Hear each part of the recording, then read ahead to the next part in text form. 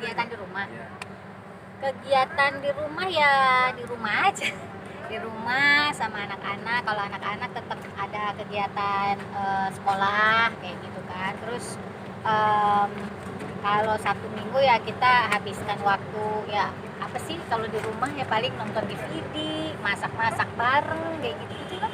Menghilangkan rasa jenuh dan bosan biasanya ngapain nggak Tessa? Rutinitasnya yang paling Eh, apa ya?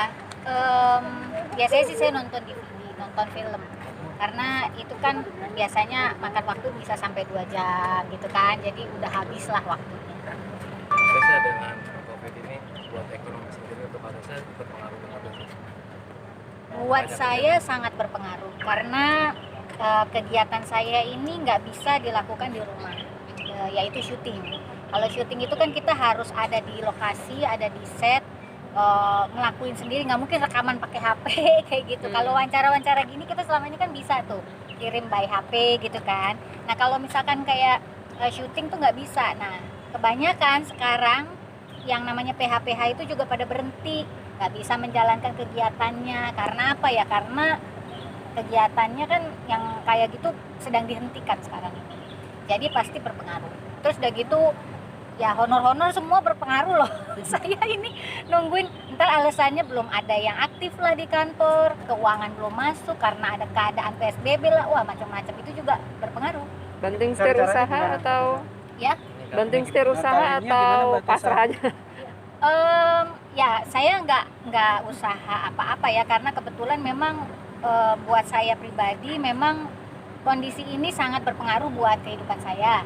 Tapi belum sampai yang nggak bisa makan gitu loh maksudnya gitu. Saya masih ada tabungan gitu. Bisa Cuman di-handle cuman saya bukan berarti yang abis itu jadi jualan apa karena memang maksudnya biasanya kebanyakan kan jualan kuliner nih, kebanyakan jualan makanan nih sekarang. Nah, itu belum sampai ke situ sih gitu. Tapi intinya kalau dalam sebulan 2 bulan ke depan masih tetap kondisinya seperti ini kan otomatis kita harus berpikir lagi. Open endorse gitu nggak, Mbak? Open endorse sih, cuman memang ada yang mau cuman nggak tahu kayak jadi enggak gitu loh, belum tentu jadi semuanya. Padahal untuk biaya SPP anak kan banyak ibu-ibu yang teriak nih SPP terus Iya. jalan. Padahal sendiri gimana kan? SPP memang tetap jalan, tapi memang tetap mereka memberikan keringanan-keringanan. Kayak les anak saya aja, les balet gitu tetap jalan, les basket itu tetap jalan, dilakukan online di rumah. Tapi mereka kasih potongan. Terus nggak ada yang namanya denda. Denda biasanya kan ada denda keterlambatan. Kalau lebih dari tanggal 15 misalkan ada pembayaran tambahan gitu. Nah ini enggak, sekarang enggak. Jadi ada keringanan juga yang mereka kasih, tapi memang kewajiban kita tetap harus diselesaikan. Nah ya itulah makanya meskipun kita di rumah aja tapi kan banyak yang mesti tetap dibayar kayak kartu kredit yang katanya waktu itu dari pemerintah juga udah bilang bahwa ada keringanan untuk pembayaran kartu kredit mulai bulan Mei ini ada pembayaran minimum cuma 5% dari yang 10%, tapi belum semua bank terlaksana, masih ada yang 10%. Terus udah gitu mitanya ya masih tetap aja sama kayak kemarin-kemarin. Itu kan agak menyusahkan kita, udah kita pemasukannya berkurang terus udah gitu mintanya juga mereka ya mesti sesuai dengan aturan mereka gitu, padahal udah ada keringanan yang diberikan sama pemerintah. Ya kita yang harus tetap berpikir bagaimana nih caranya. Makanya saya bilang kalau untuk saat ini mungkin saya berpikir saya masih ada tabungan, tapi saya juga nggak tahu ke depannya. Tapi kayak waktu itu baru kemarin kalau nggak salah saya dapat ada info bahwa ya memang baru kondusifnya kita di Agustus. Kalau semuanya berjalan dengan baik kondusif di Agustus kita udah kembali seperti normal. Jadi dari Juni udah ada kegiatan, Juli juga udah mulai banyak yang dibuka gitu, tempat-tempat umum. Yang namanya di garis depan itu bukan cuma tenaga medis gitu, tapi juga ada polisi-polisi yang tetap berjaga-jaga untuk semua keamanan, untuk semua hal lah pokoknya.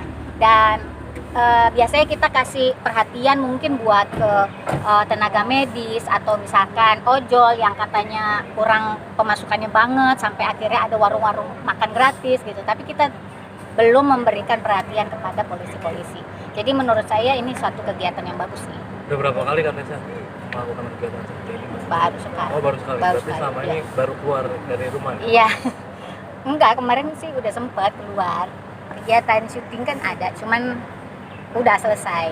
Mbak Tessa, mungkin kalau apa sih hal yang Iya, memang kegiatan hari ini saya diundang sama sahabat polisi untuk kita berbagi sama polisi-polisi, karena kan polisi itu adalah garda terdepan selain dari tenaga medis gitu loh. Karena selama ini yang kita lakukan itu kita memperhatikan tenaga medis, bukan berarti kita tidak mau memperhatikan mereka, tapi ternyata ada yang belum diperhatikan, yaitu polisi-polisi yang berjaga-jaga, karena mereka juga kan butuh kan gitu perhatian, meskipun mungkin mereka bisa gitu ya beli makanan buka puasa, apa hand sanitizer, tapi kalau kita kasih perhatian lebih dengan mengunjungi mereka, memberi semangat, otomatis kan beda ceritanya, beda suasananya gitu.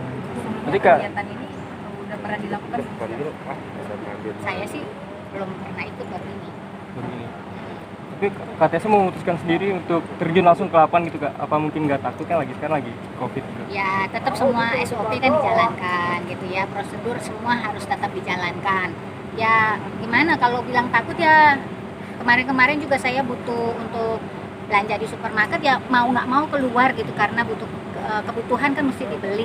Tapi kan kita tetap pakai hand sanitizer, masker, apa semua. Jadi kan ya asal sementara kita bisa berantisipasi, jaga-jaga diri, kayaknya semuanya baik-baik aja deh. Jika menurut KTS sendiri apa sih Kak manfaat dari berbagi ini Kak? Manfaatnya adalah kita bisa menyenangkan orang lain ya. Kalau kita bisa bikin orang lain bahagia, hati yang gembira itu adalah obat. Jadi suasana juga bisa lebih enak, nyaman. Orang yang bekerja juga bisa lebih semangat gitu. Jadi apa ya? Bisa menyenangkan orang lain intinya. Dari KTS sendiri memaknai bulan Ramadan di tahun ini seperti apa sih Kak? Karena kan beda dari sebelumnya. Oh beda banget. Mungkin ini bisa dibilang nantinya bakalan jadi sejarah seumur hidup untuk anak cucu kita gitu. Ntar kalau diceritain di masa yang akan datang, oh tahun 2020 pernah nih kita pas mau lebaran, bukan pas mau lebaran, bulan Ramadannya kita bulan puasa kita nggak ada yang boleh kumpul-kumpul, nggak boleh nyekar juga, nggak boleh rame-rame mungkin ya kan, mudik nggak boleh, lebaran nggak bisa kumpul-kumpul silaturahmi, itu pasti suatu cerita yang luar biasa. Dan saya yakin semuanya bisa diambil hikmah yang terbaik, bahwa memang saat ini memang kondisi yang tidak kondusif untuk kita berkumpul.